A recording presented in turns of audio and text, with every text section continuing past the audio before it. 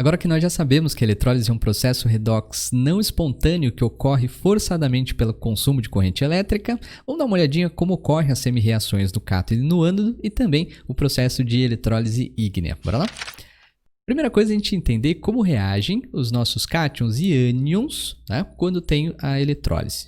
Claro que nós já sabemos que os cátions eles vão para o cátodo e lá sofrem a descarga, que a gente pode aí considerar já como sendo processo de redução. Os ânions também serão descarregados, só que no anodo, sofrendo o processo de oxidação. Esse termo descarga nos indica que haverá perda da carga. Se era positivo, vai para zero. Se era negativo, para zero vai também. Beleza? Muito bom. Então vamos pegar uns exemplos aqui. Imagine que na cuba eletrolítica eu tenho um monte de íons Na+. Então eles são atraídos pelo cátodo, que é o polo negativo, e lá eles serão descarregados. Ó, vai gerar Na0, sem carga. Beleza? Neste caso aqui, então, para a gente fazer a semi-reação balanceada, primeiro a gente acerta a massa. Um sódio saiu, um sódio entrou. Tá certo. Agora a gente vai colocar os elétrons, né? O elétron fica do lado do reagente, ou então, pensando assim, por ser uma redução, né? Ou coloca do lado de quem ele gosta de ficar, que é a carga positiva. Então, eu vou colocar elétron. E quantos elétrons a gente deve colocar? Se do lado do produto são zero de carga, então do lado do reagente, zero também. Então, eu vou colocar aqui uma carga negativa, porque ela zera uma positiva, beleza? Na cuba eletrolítica, numa outra, eu tenho lá um monte de íons de cálcio 2+. Então, eles são atraídos para o cátodo e lá eles serão descarregados. Perdem a carga, ó, vai para cálcio 0. E aí, acerta a massa. Um cálcio saiu, um cálcio entrou, tá beleza? Eu vou acertar agora os elétrons. Coloco um total de quantos elétrons aqui? 2. Duas cargas negativas com duas positivas, zero de um lado, zero do outro. Alumínio. Lembrando que alumínio tem NOx fixo. Na verdade, todas essas espécies apresentam NOx fixo, né? Família 1, família 2 e também da família 3, né? Especificamente o alumínio, nós temos NOx fixo mais 1, mais 2 e mais 3. O alumínio 3+, então, foi lá para o cátodo, sofreu o processo de descarga, alumínio 0. Muito bom. E para isso ele teve de receber um total de 3 mols de elétrons. Bom, vamos considerar que a gente tem íons H+, na cuba eletrolítica. O H+, então, por ser um cátion, vai ser atraído pelo catodo e lá ele vai ser descarregado, vai para H. H sozinho, então, não existe. Aqui tem que tomar um cuidado importante, né? O que vai acontecer? Vamos imaginar da maneira como a gente estava fazendo sempre, né? O íon H+, foi descarregado, então recebeu elétrons. Tá? Lembrando que o H+, ele não tem nenhum elétron. Quando ele recebe, ele fica, então, com o seu elétron na camada de valência, beleza?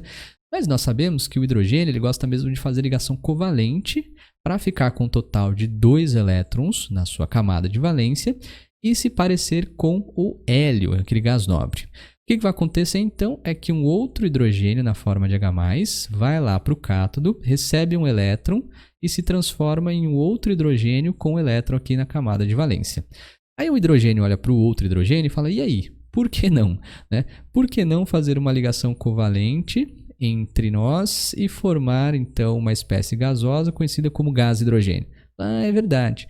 Então, neste caso específico, quando nós temos um A-metal, nós temos um cátion, porém de um A-metal. Ele vai ser descarregado, a gente tem que lembrar qual é a substância simples que ele vai formar. Todas aqui são substâncias simples, evidentemente, né? Mas a gente tem que lembrar para os A-metais que ele forma aqui uma substância simples de fórmula H2. Tudo bem? Então é isso que vai acontecer. Reescrevendo essa semi-reação, deixa eu melhorar aqui, ó, vou apagar, nós vamos ter aqui, neste caso, ó, ele vai se transformar, na verdade, em H2, certo? Acerta a massa, ó, 2 hidrogênios saíram, então 2 hidrogênios entraram, ó, vamos acertar a carga. 2 cargas positivas de um lado, 0 do outro, então vou ter que zerar aqui colocando 2 elétrons. 2 negativos com 2 positivos, 0 de um lado, 0 do outro, belezinha? Vamos fazer para os ânions, então, ó, o ânion, vou colocar ânion cloreto, então ele vai lá para o anodo, polo positivo, vai ser descarregado, descarrega Cl, mas Cl sozinho não existe, a mesma ideia que a gente viu aqui para o H2. Ele vai formar uma substância simples, qual? Que é o Cl2, beleza? Acerta a massa, ó, 2 cargas, na verdade 2 cloros estão saindo, 2 cloros estão entrando, acerta a carga, 2 cargas negativas do reagente, então coloca lá 2 cargas negativas do lado do produto. Igor, por que do lado do produto? Porque o elétron ele fica sempre mais distante possível daquele que ele não gosta. Negativo com negativo não se bica, então coloca lá do lado do produto, ou lembra que é uma oxidação, né? Vou pegar aqui ânion brometo. Ó. Brometo vai então para o anodo, lá ele vai ser descarregado a Br. Br existe sozinho? Duplo. Ele forma Br2. 2 bromos saem, 2 bromos entram. Então eu preciso de 2 cargas negativas no reagente, 2 cargas negativas lá no prod. Beleza? Iodeto, ó, I-, ele vai ser descarregado no anodo, vai formar I, sozinho não existe, I2. Então, 2 iodos saem, 2 iodos entram, 2 cargas negativas aqui, 2 cargas negativas lá. Beleza? Lembrando um detalhezinho importante, ó. Cloro é gás sobre as condições ambientes, o bromo é um líquido, enquanto o iodo é um sólido. Por que isso? As 3 substâncias fazem o mesmo tipo de interação intermolecular, que é o dipolo induzido, por serem substâncias ali apolares, né? Mas o raio atômico é consideravelmente diferente, família 7A, à medida que você vai descendo na família, o raio aumenta. Então, se aumenta o tamanho da molécula, quanto maior o tamanho da molécula, mais calor me dá, aumenta a temperatura de fusão e vai aumentar também, claro, vai mudar, na verdade, consideravelmente o estado físico das substâncias. Aí, ó, tem hidroxilas e aqui tem, então, IOH-, beleza? OH-, quando vai ser descarregado no anodo, o importante é, ele não forma uma única só substância. Essa equação aqui, infelizmente, não dá para a gente deduzir. Ela vai ter que ser decorada, digamos assim, né? Ela vai formar como produto água e oxigênio molecular, certo? Então, hidroxila, quando descarrega no anodo, forma água e oxigênio. E para balancear, geralmente os químicos colocam meio mol de O2 aqui, para ficar fácil, porque nós ficamos com 2 hidrogênios, mais um total de 2 oxigênios. Ó, meio vezes 2 dá 1, com mais um oxigênio aqui, total 2. Então, 2 hidrogênios com 2 oxigênios, 2 hidroxilas, 2 cargas negativas, então, aqui do lado do produto, beleza? Então, só cuidado com essa semi-reação aqui, porque na hora da prova não tem como balancear, a gente tem que lembrar, falar, forma água e oxigênio, depois do balanceamento a gente se vira. Tudo bem? Legal. Agora que a gente já sabe como reagem os cátions e os ânions lá no processo de eletrólise, a gente pode começar a pensar na eletrólise ígnea, né? Fazer eletrólise ígnea. Esse termo ígnea significa que a gente vai fazer ali a eletrólise de compostos iônicos fundidos, na ausência total de água.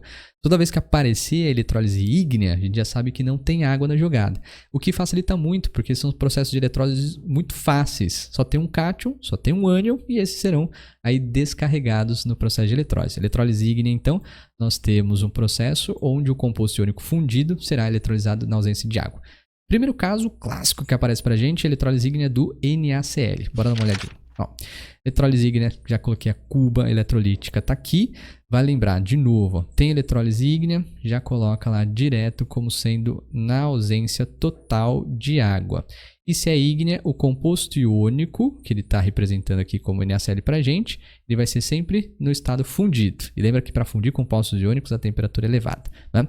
Como é que a gente vai fazer as reações? A primeira coisa, né, as equações, a gente vai fazer a fusão do nosso composto iônico. Né?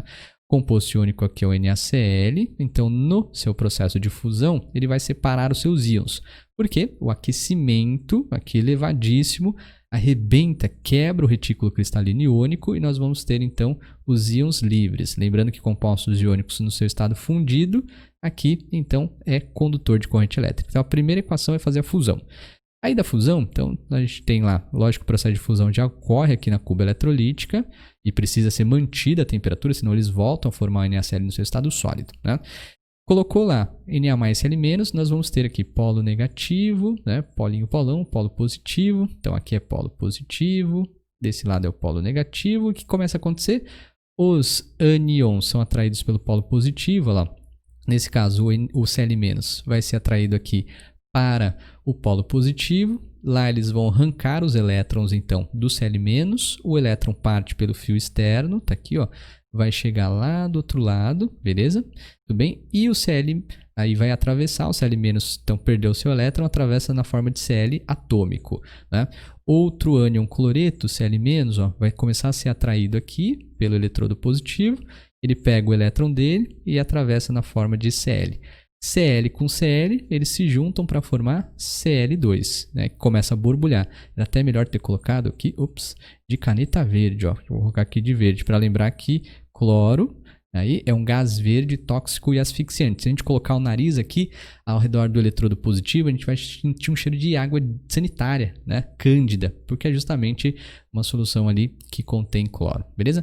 Muito bom. E aí os elétrons vão chegar do outro lado, na verdade a cândida é hipoclorito de sódio, mas a ideia vale muito bem. Ó, o nosso Na+, então, tá chegando aqui os elétrons, vai chegar um monte de elétron na superfície aqui do eletrodo, captura o Na, né, mais vai ser atraído, ó, quando chega na superfície do eletrodo, Na+, mais um elétron, vai ter reação e aí forma Na sódio metálico, beleza? Lógico que inicialmente ele sai na forma líquida devido às altas temperaturas, mas depois ele forma aí o sódio metálico. Claro que a gente não vai ficar fazendo todo esse rolê na hora da prova, né? Muito grande para pensar, mas é bom a gente lembrar como é que está acontecendo. O que a gente vai fazer mesmo são direto as semi-reações. Então, a gente vai começar lá, semi-reação catódica, então vou pegar aqui o cátodo, lembrando que o cátodo atrai os cátions, polo positivo, tá? Enquanto o ânodo atrai os ânions, tá?